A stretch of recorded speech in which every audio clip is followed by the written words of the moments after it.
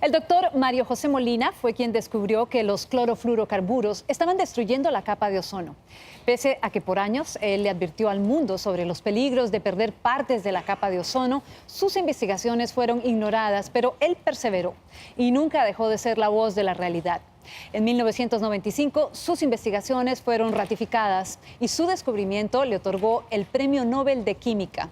El doctor Molina se une a nosotros para contarnos más de su trabajo y es un honor para mí estar aquí con usted, doctor Molina. Bienvenido. Muchas gracias, encantado de estar con ustedes. Muchísimas gracias. Lo primero que le quería preguntar, usted ha estudiado y ha trabajado en profundidad en diferentes ámbitos, en el ámbito de la física, de la química, de las matemáticas, pero su carrera es muy conocida por el descubrimiento de cómo los clorofluorocarburos estaban afectando la capa de ozono. Cuéntenos, ¿qué es esta sustancia, primero que todo? Estos son unos compuestos no naturales, sintéticos, fabricados por la industria y que se inventaron como compuestos químicos mágicos para sustituir a los refrigerantes que se usaban en las casas, en los refrigeradores caseros, muchos de los cuales sí son tóxicos, como el amoníaco, el dióxido de azufre. Y pues a principios del siglo pasado, del siglo XX, hubo varios accidentes serios porque había fugas de estos compuestos tóxicos.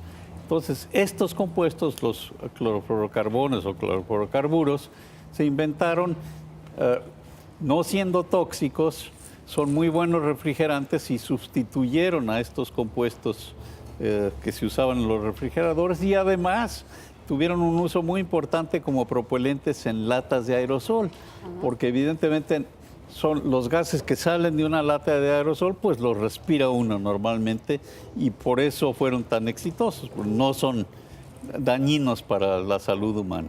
Básicamente son los que usamos para pintar, los aerosoles de pintura o lo que las mujeres usan en el cabello también, ¿no es cierto? La laca. Sí, pero sobre todo antes se usaban pues en grandes cantidades para pinturas, para lacas, para el pelo, para desodorantes, para miles de usos caseros.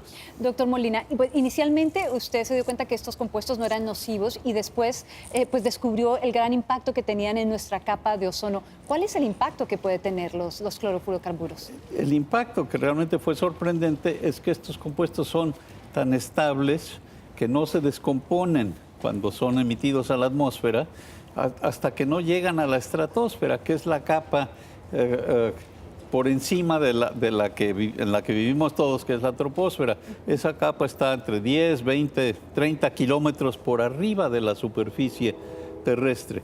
Y solamente cuando llegan estos compuestos a esas alturas, ahí es donde se descomponen por acción de la luz solar, de la luz ultravioleta. Claro. Y lo que nosotros encontramos es que los compuestos en sí no son dañinos, no tienen impacto directo, pero cuando se descomponen, los productos de descomposición afectan a esta capa de ozono natural que tiene nuestro planeta, que es importantísima para proteger pues, el tipo de vida que ha evolucionado en el planeta. Explíquenos, doctor Molina, por qué es tan importante la capa de ozono y qué pasa si se le abren huecos a la capa de ozono, como está ocurriendo. Es muy importante esta capa de ozono porque filtra los rayos ultravioleta, rayos de onda corta que vienen del sol y de esa manera no llegan a la superficie. Y es así como pudo evolucionar la vida como la conocemos, porque esos rayos destruyen compuestos químicos. Por ejemplo, algo penetran a pesar de la capa de ozono y son los que causan cáncer en la piel. Claro. Destruyen pues la molécula del ácido desoxirribonucleico, la que controla la herencia, una molécula importantísima. Claro. Esa, por ejemplo, se rompe con esos rayos ultravioleta. Y han evolucionado sistemas naturales para reparar esas situaciones, pero no son perfectos. Entonces, por eso la gente de piel clara, cuando se expone a demasiada luz solar, es cuando puede recibir esos ataques de cáncer de la piel. Claro, doctor, usted hizo este descubrimiento tan importante a nivel mundial y lo comunicó al mundo. ¿Qué pasó cuando usted llevó este mensaje de alarma?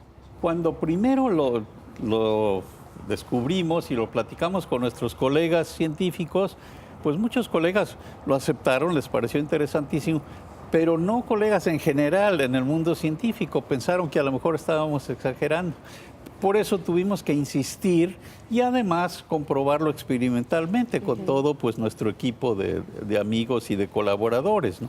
Pero sí tuvimos que trabajar muy duro para convencer a la sociedad de que era un problema serio. Claro. Por fortuna lo pudimos hacer con ayuda de la comunidad científica, con ayuda de las academias de ciencia, y así fue pues como se convenció finalmente la sociedad de que sí era un problema muy serio. Y fue algo importantísimo que usted estuvo liderando ese esfuerzo y otros científicos a su alrededor, y así se creó el protocolo de Montreal, cuando todas las naciones vinieron a decidir vetar este tipo de sustancias. Esta experiencia, doctor Molina, ¿qué buenas prácticas le deja a usted? ¿Qué le podría enseñar, digamos, a lo que está pasando ahora con el Acuerdo de París? Bueno, es importantísimo porque lo que sí demostramos es que todos los países del planeta se pueden poner de acuerdo. Claro. Y esto fue en base a lo que originalmente era nada más una hipótesis científica, pero que se pudo comprobar muy claramente.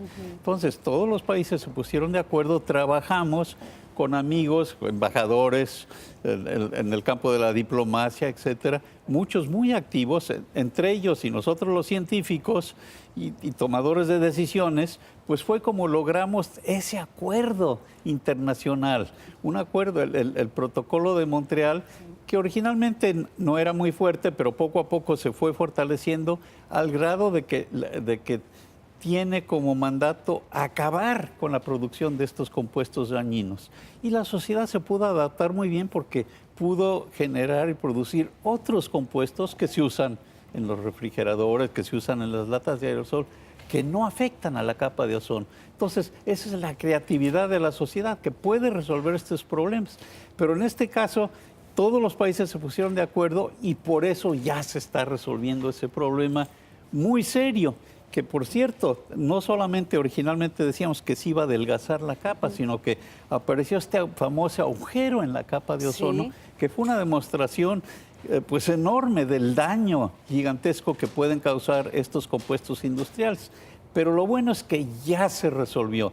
Tenemos un ejemplo, desafortunadamente nada más uno, pero un ejemplo clarísimo de cómo todo el planeta se puede poner de acuerdo a través de la Organización de las Naciones Unidas, etcétera, y resolver problemas globales. Ojalá y pudiéramos hacer lo mismo con cambio climático. Que así sea, y en verdad que usted es el mejor ejemplo. Muchísimas gracias, doctor Molina. Me da un gusto muchísimo, muy grande hablar con usted. Muchas Pues gracias por encantado estar de con estar nosotros. con ustedes.